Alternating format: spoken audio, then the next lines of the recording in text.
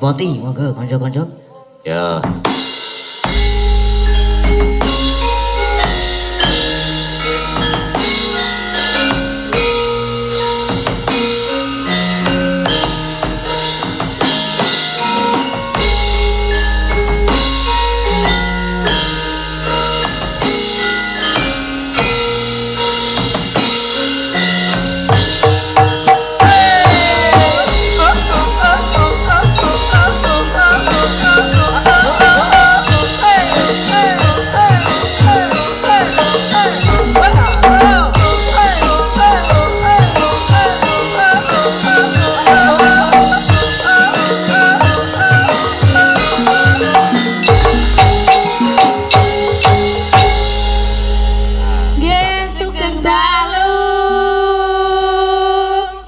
Wangsuli le.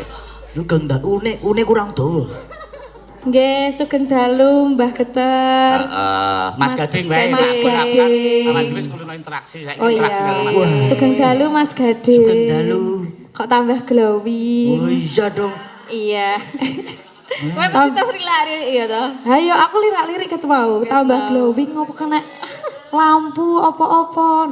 Tapi memang aurane meh padha almarhum Pak D. Pak D sapa? Pak D Seno. Oh. Lalu Pak D sapa? Saderengipun Mas Gading, Mbak ngucapke selamat ulang tahun damel Pak Gino Bolodewa. Mugi tansah pinaringan apa?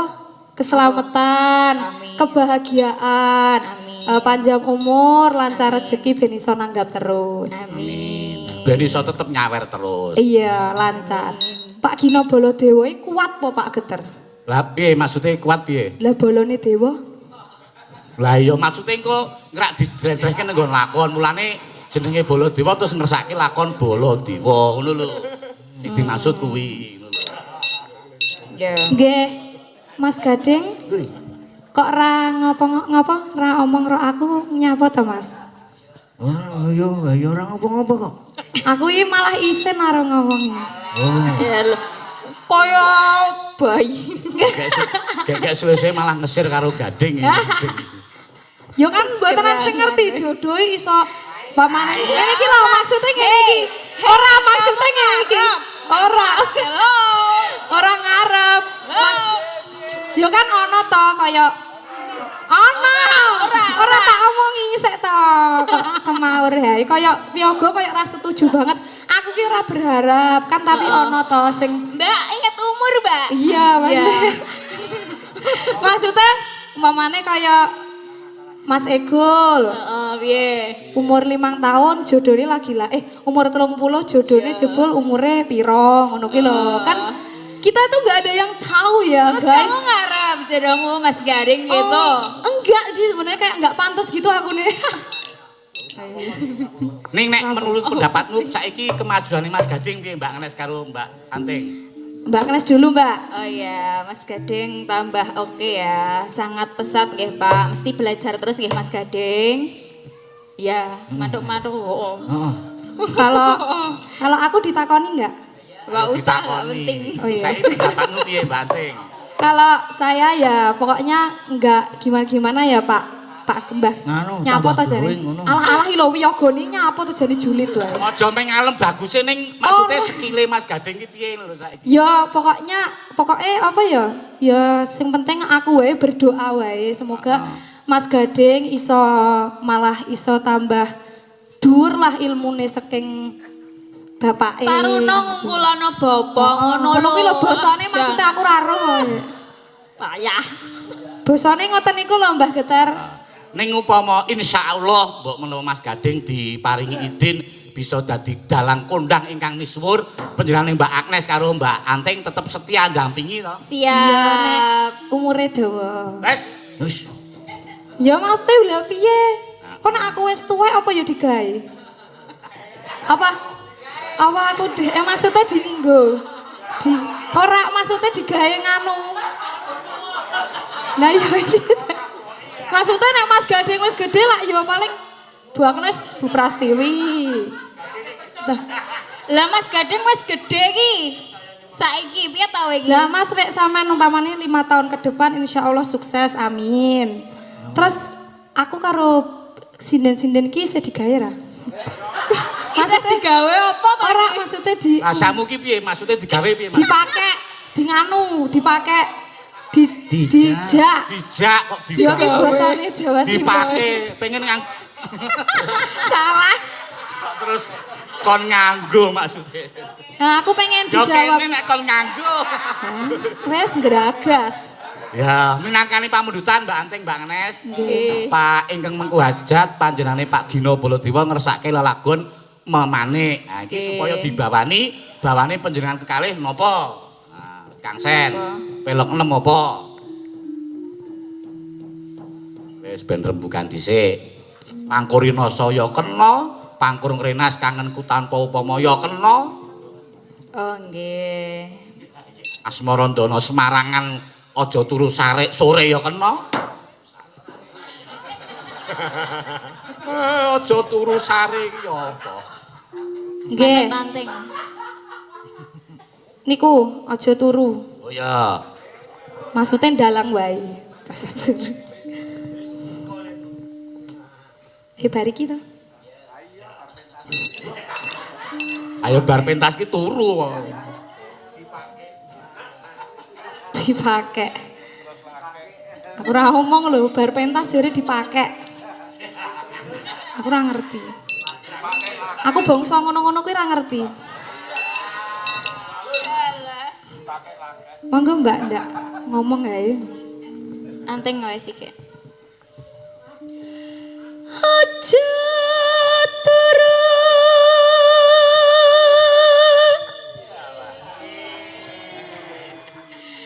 sore kaki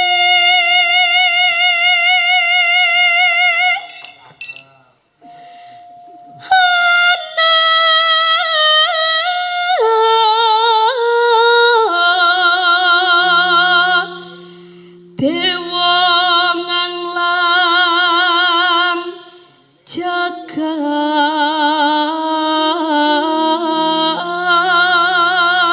jagat. Ya dioper. Nyangking bokor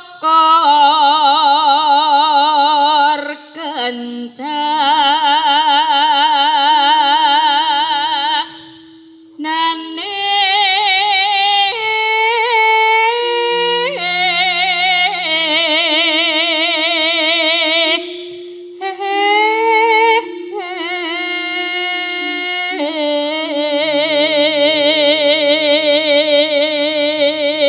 Suarane piye le Mbak Anting karo Mbak Nes piye le?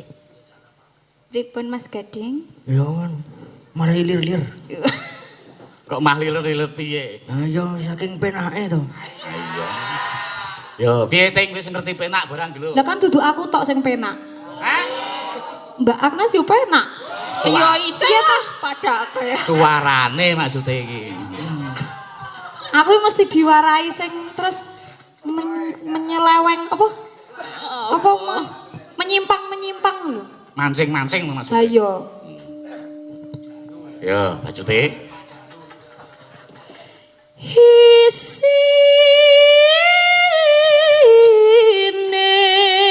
isine donga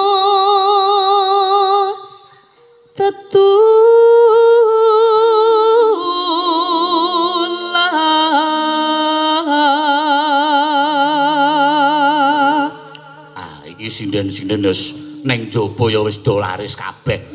Nek oleh job ki nek ora Amin. jauh sebelumnya le ngaturi ki iso kalah dhisik.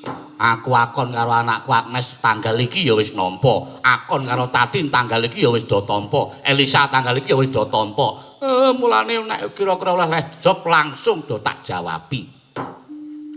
Nggih sanese Pak Geter. Ya, yo karang yo sing dikersake kaya panjenengan-panjenengane kuwi kok ya. Maksudnya tanggale. Ayo tanggale ya manut sing nanggap kok ya.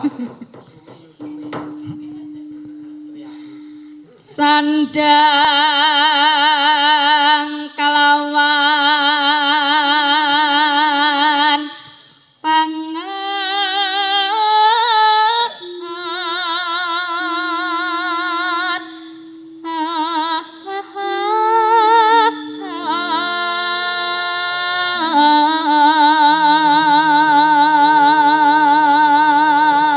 Monggo iki nganu lho Mbak Agnes. Nggih.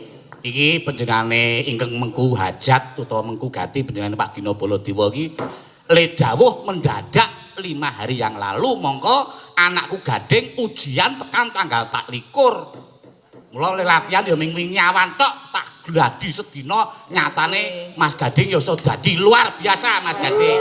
Keren banget. Kowe mah keplok dhewe iki ngapa ya, Mas? Ayo melu keplok-keplok. Aku tak rewangi udan-udan gek nyopir dhewe ora ndek sopir mongko nek udan-udan mripatku jan ora weruh wis jan. Dadi aku ndak tak sedina nang kene iki. Nih ya kabeh iki demi anakku Gading ya to Mbak Agnes. Nggih. Betul, Pak oh. Gede. Aku kok ora toh Mbak Agnes terus. Aku iki ben aku ngasih kesempatan karo anakku Gading iki lho. Pripun Mas Gading? Ah iya. Ya iku bagian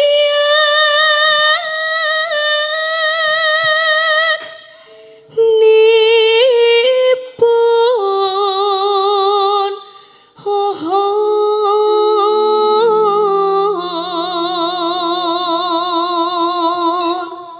wong melek sabarna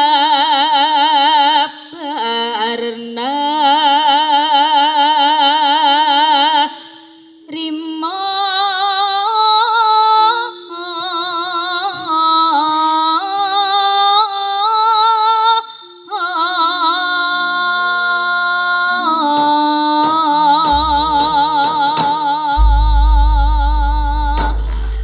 Ngersake apa mau Mbak Agnes? Memanik. Anggitane sinten? ayah. Oh, anggitane Keng Ramane Mbak Anting iki. Nggih, Ya. Papa. Dedi. Oh, panjenengan iki dadi dalang laris ning Jawa Timur kok sampean malah nang kene. Nggih, kan kula pengen apa ya, Pak, merantau, luwih mandiri itu loh, Pak. Jadi lebih ke belajar mandiri, ben ngerti urip dhewe iki kepiye to rasane, ngoten niku. Ya betul, wah jan luar biasa. Panjenengan nang kene nyatane ya kuliah dan selamat saiki Mbak Anting wis sarjana seni wis S1. Hadiah ndi? Kok hadiah? Aku ki wong tuwa ki ya pengestu wae.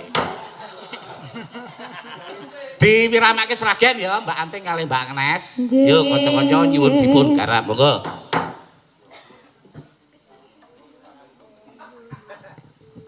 Saking sinten? Saking sinten? Mas Mantri?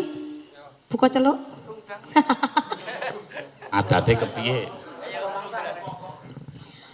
Mong sliramu kang dadi mani ing kalbu Windaratma kang katon belela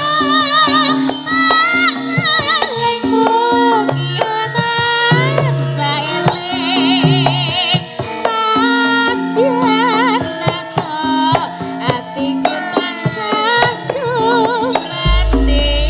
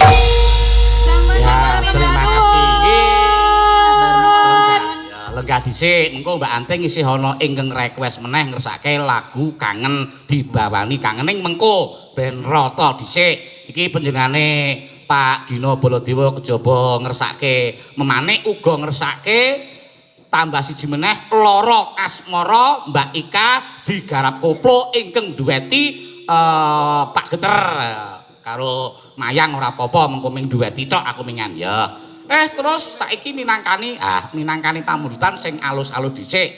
Saka sapa? Saka panjenengane tak wacake dhisik manut urut sing mlebu. Saka panjenengane Ibu Rosi Hongkong.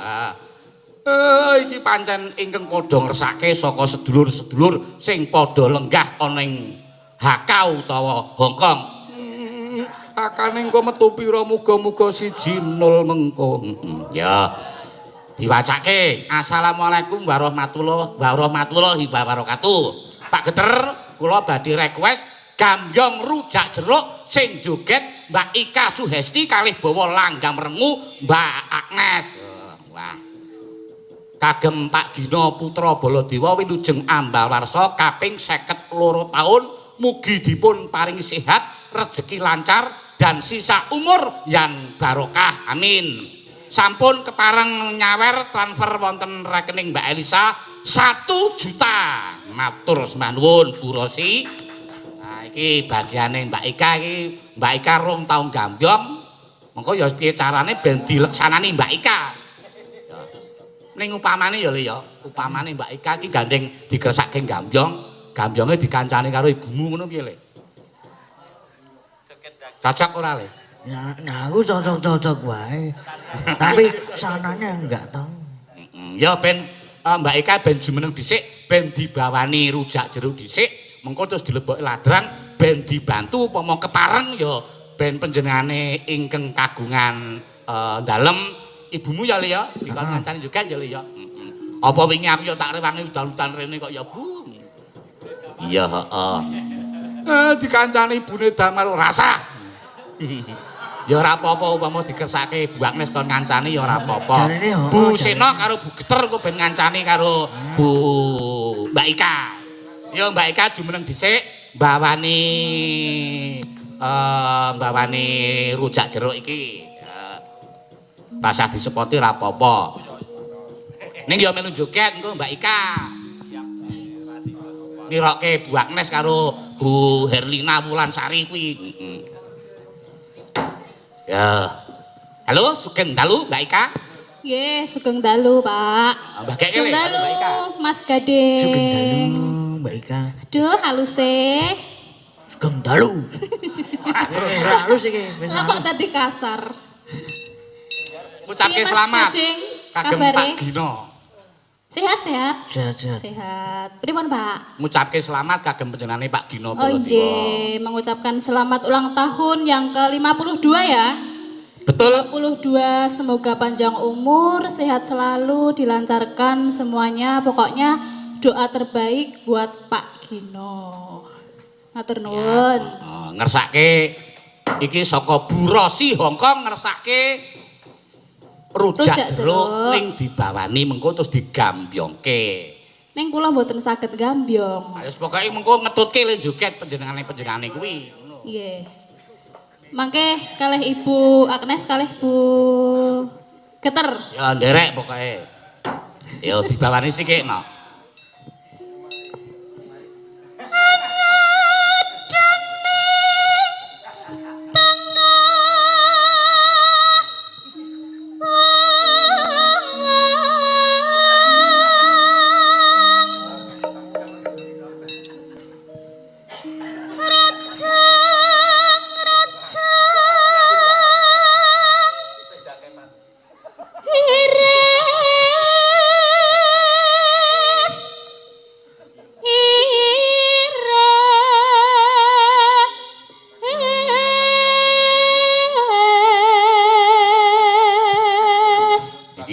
Laris tenan nih Mbak Eka Yawan campur sari bengi wayangan. Amin. Masuk pokoknya. Aku ngejob nek ora jauh-jauh sebelumnya ya gedisian ya. Boten. Ya ora ndilalah sesuk sing tanggal 28 Mei ning Temanggung ki ya panitia ngresake kudu ana Mbak Ika. Wah, elok.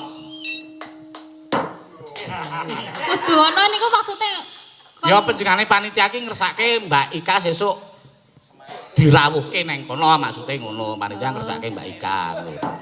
tak kira kon ngancani.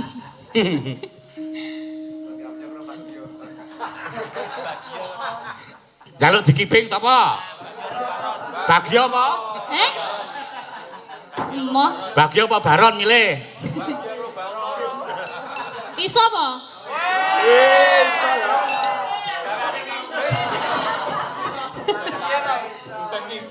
Dalange G2 sing ngibing B2. Babi.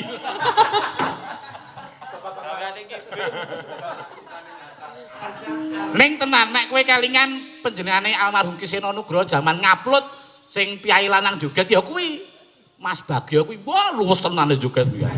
Mosok to, Pak? Lah kelingan angger diopahi 300 kok mbok le joget sak pernah-pernane. Lah tak Mempeng. diopahi. Pamrih.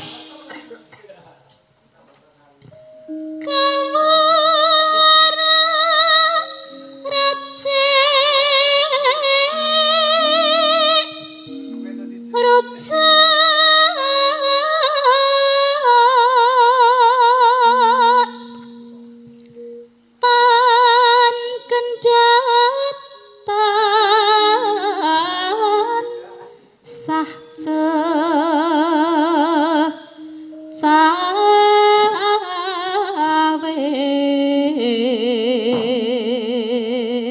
Lho nemci kita tiang jampi.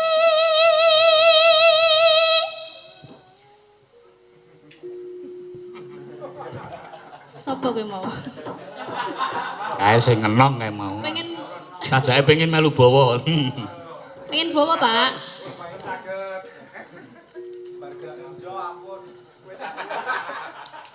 Rujak iki nacar jaro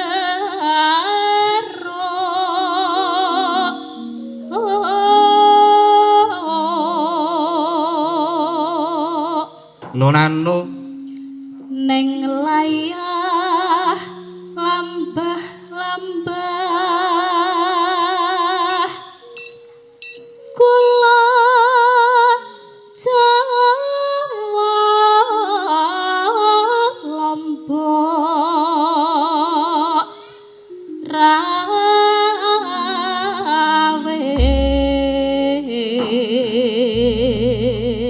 sik Mbak Ika, iki mumpung wis arep ngegongke wis arep tiba ladrang. Ayo Le, aku ra wani arep ngaturi karo ibumu. Ibumu diaturi munggah panggung Le. Nah. Iya, mangga, Bu. Sing seru wae ora apa-apa. Nah, aku ya janjane ra wani. Ayo. Mangga ora. Ora rasa. Nggih, monggo Bu Agnes nyuwun dipun paringi pambiyantu nyuwun dipun berkahi nyengkuyung kalih putrane Mas Gading ben saya bombong. Karo Bu Geter. Oh, ya iki ibumu Mbak Agnes nek ora karo Mbak Lina utawa Bu Geter ora kersa. Ya wis dikancani yo. Mbok ning Ceminong ayo maju melu. Terminal apa?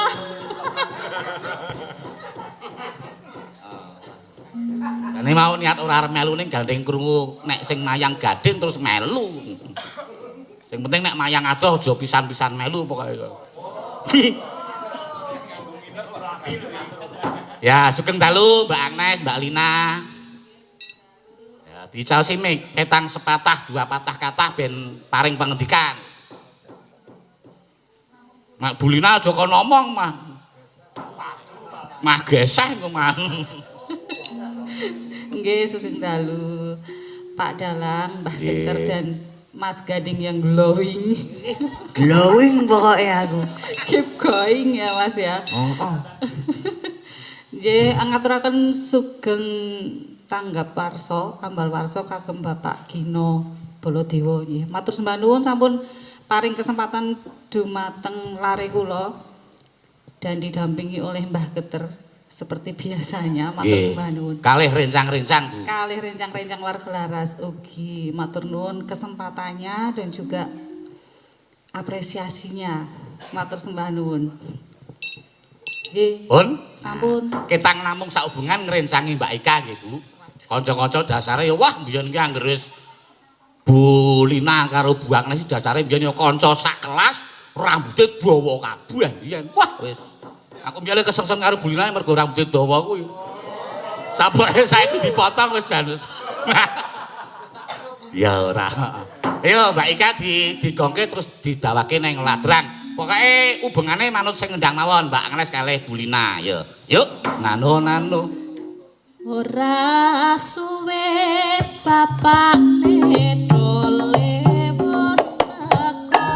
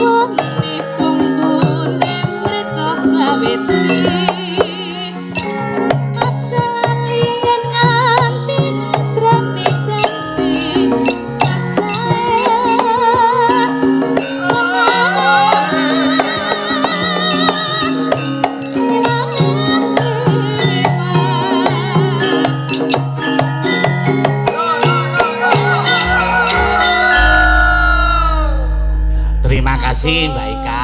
Wah, melu joget ya Mbak Ika luwes. Ah, ibumu ya isih luwes ya Le ya.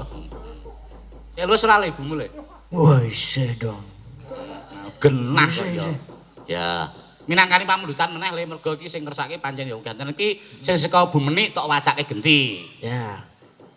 Saking Bunda Menik Taiwan. Assalamualaikum warahmatullahi wabarakatuh. Derek mangai bagyo sugeng ambal warso Pak Putra Dikarikino Baladewa.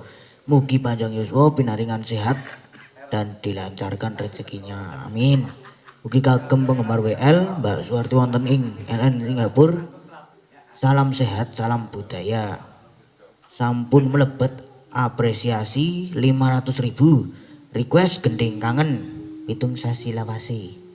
Suwanten genduk anting. Wah iki arep digawe meneh iki. Digawe piye? Digawe mau lho jarene. Oh, maksudnya digawe meneh iki. Tanjake meneh. Dipasang meneh. Heeh, iki mau jarene. Dipake meneh. Maksudnya dikanggokke meneh suarane. Ya wis minangkani pamundutan pokoke ya manut urut request sing padha masuk mengko bakal ya kabeh rata. Ya, ya iki minangkani saka panjenengane Bu Menik ya Lik ya. Nah iki dibawake lajeng dikoplo. Ya, ayo Mbak Anting tampil meneh peloke 6 dibawani Pangkur Ngrenas. Kae lho. Kangenku tanpa upama ya. Pak, mboten sabawa to, Pak? Weh, iki pamundutane. Aduh, Pak, aku enggak ngandereng belajar nek bawane. Ya ora apa-apa, mengko karo tak tuntun kok. Alah. Kayak wong wuta dituntun. Oh ya. Ha iki ngersake nganggo bawa sik.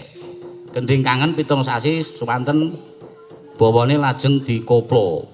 Oh ya, ya bawane upamane ora nganggo bawa sing pitung apa kangenku tanpa upama nganggo bawa sing pelok nem apa sakaremu. Bawaku dhewe. Oh ya, wis. Ora gawe dhewe maksude sing sakaraku dhewe to, Pak? Oh ya ora apa-apa, heeh. Pak, ora apa-apa to, Mas Ora Gajeng? apa-apa, heeh. Mboten apa-apa. Aduh. Ya. Ketokno sing dadi keprigelanmu. Mana kang keteman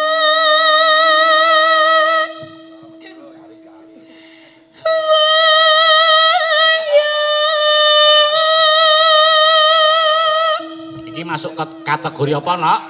Sinom apa pangkur? Kinanti. Oh, kinanti. Mulane kok tiba U. Bar kuwi terus tiba I. Marang wong kang ayu kuning.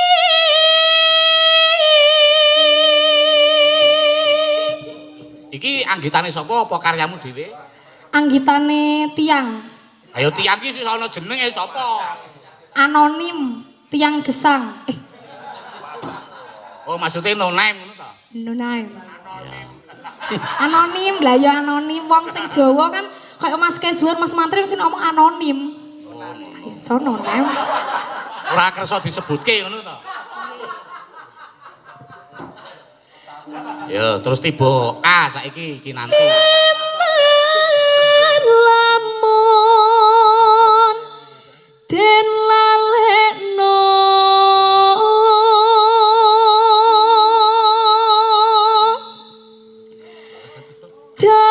darmaning kedah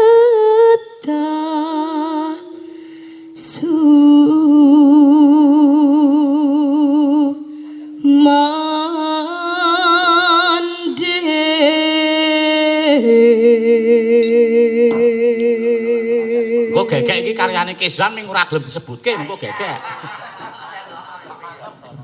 Oh, anggitane Bapak Mantap ya nek ora kleru ya. Niku Mas Kesuan malah karyaku wae, karyaku.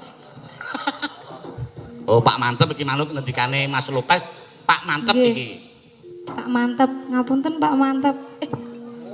Almarhum. Ya pokoke ya karyane sapa ki nek sak iso-iso ya kudu disebutke, menghargai hasil karya orang lain. Senadyan among sedelo nambahi sengsaming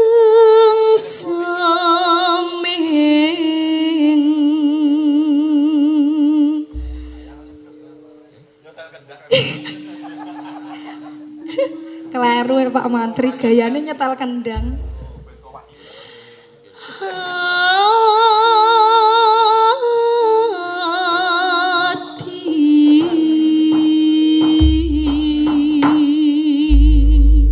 Tek to? Nggih Mbah Getar, kula dikancani to. Oh ya, ngarani sapa? Bu Pras. Oh ya. Ben padha cendheke to maksudku. Mboten.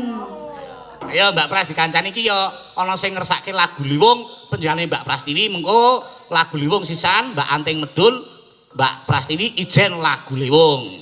Saka sapa? Saka inem wong desa. Ya lenggah ning Hongkong kono. Ben Mbak Prastiwi ngancani dhisik langgam kangen. Langgam kang niki sing dikersake sing endi? Sing karyane almarhum Pak Mantos. Mergo lagu kangen iki werna-werna ana sing kangen wong kangen ngene rasane dolae kae karyane almarhum Anjarani nek pitung sasi lawase kuwi karyane almarhum Pak Mantos. Sing dikersake Pak Mantos iki. Ayo Yu Pras dikancani. Nggih, pun munggah. Oh, pun munggah ya. Engko ana bagiane dhewe yu engko ana sing ngersake Lewung sisan. Nggih. Yo diwiwiti saka Mbak Anting. Pitung sasi lewase nggo ngenteni mung sliramu wong bagus kang dadi ati rena wengi mutan sata impi-impi jroning ati kangenku setengah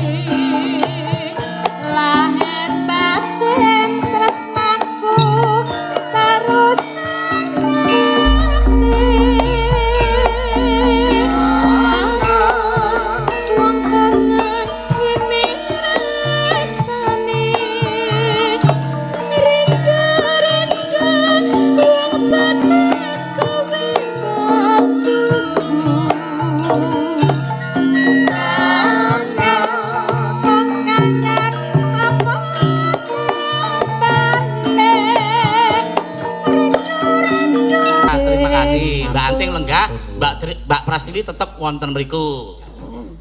Mergo iki ana sing ngersake anu Yu Pras, ana sing ngersake tembang Liwung sing nyekar kudu Bu Prastiwi.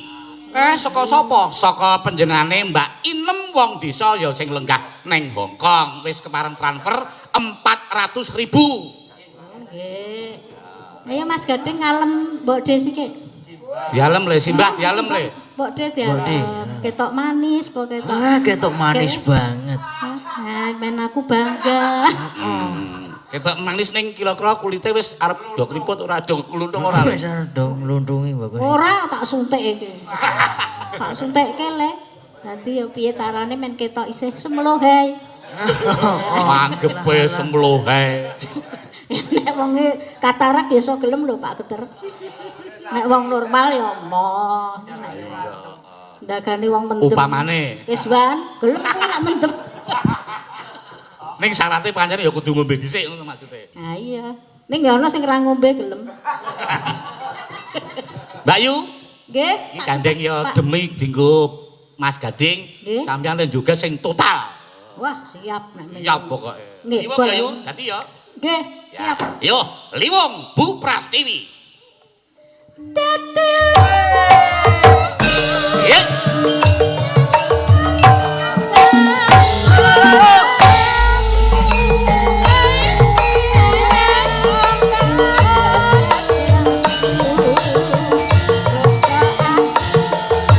Hãy subscribe cho kênh Ghiền Mì Gõ để không bỏ lỡ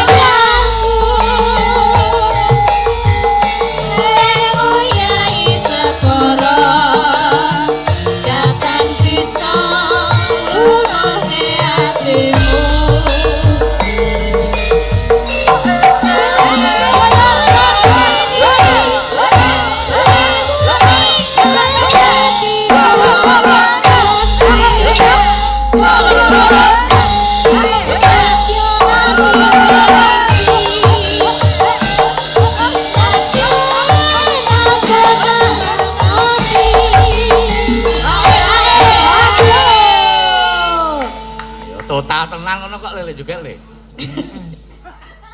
Ayo komen to Le. Total pokoknya jos semlehoy.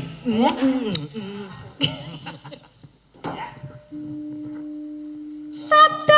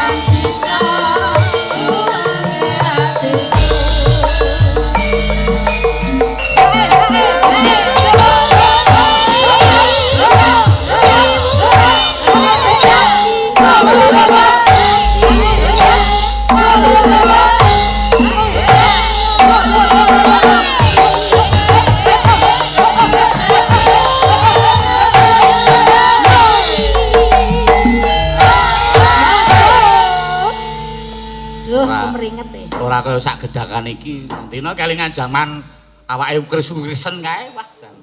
Oh aja ora iso ngopo-ngopo kae. Nek saiki jane lho tenan semangatmu luar biasa iki. Pokoke jos. Ya. Dialem dhewe ra ono sing ngalem nggih. Oh Mas Gading yo ngalem kok. Ngalem padha Le. Oh anu. Ya, sesuk dijak nek laris ya to Le. Oh. Obong-obong menyang. Ah bener. Ora apa-apa apa kon ngubah-ngubah stagen. Laris ra wangun nyindan ya wis ganti. Oh ya ora dijak wan, aja. Njuk. Sesuk ki nek Mas Gading iki udakara 5 tahun meneh laris ngono ki Yupras udakara umure wis 60 tahun kok ya. Ya punjul bangsa 75. Kesban ya aja lho nek aku ora ya. Soalnya aku karo kuwi terus terang ora seneng. Cobloko. Ape bloko.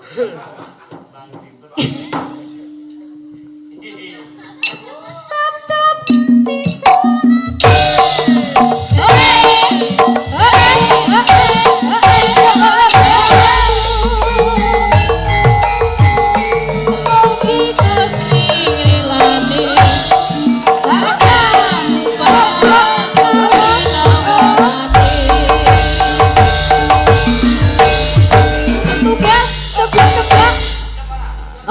Jos. nggih sampun. Nek gak menggeh-menggeh saiki lenggah dhisik. Nah, saiki gentenan meneh, Le. Pripun, Pak?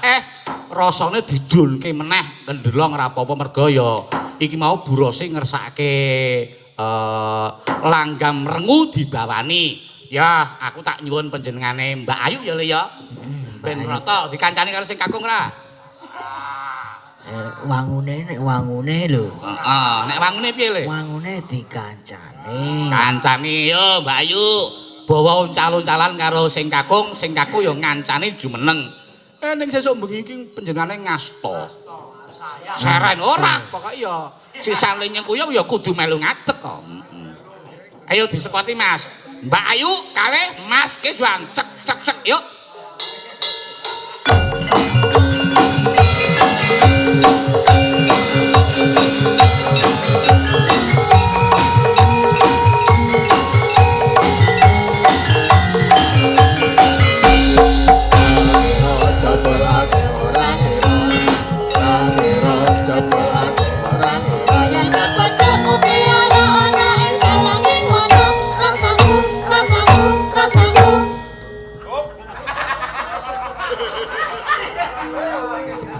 kaya wong bingung. Iki pasangan serasi ya iki le. Ya, pasangan serasi. Kok iso serasi iki piye? Janaka Sembadra. Pasangan terasi. Terasi. Waduh, ora serasi. Ora tak ewangi. Aku serik ro dalange iki. Kok sering apa? Ayo saya suwe saya ape aku ora payu Angel Ya kudune Ya iki malah kula iki sinau. Oh sinau anggere tak ganggu. Anggere hong ilahe. Pah. Ayo ilang konsenku. nek nyeluk nang omah iki pah ngono. Papa. Edan aku ya. Anggur anake yoga papa ya. Ya ning ya kudune aja duwe rasa serik. Malah kudune iki bombong. Ora bombong. Iki kene iki lho, Pak. Ora, aku tetep ora. Pak ning guru iku iki ngapa?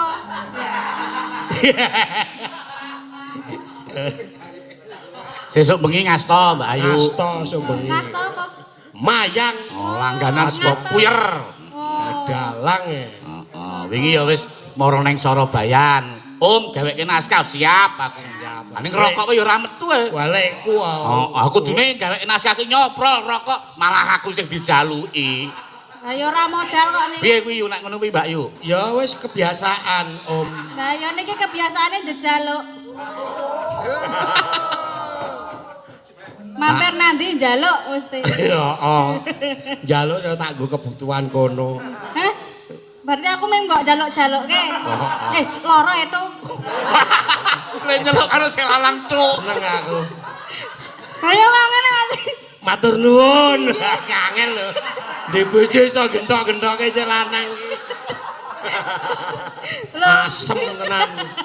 Ora seneng Loh, aku. ngono iki wujud kemesraan. Ah, ora kemesraan apa. Nek nyelukke sayang ki ngono kuwi.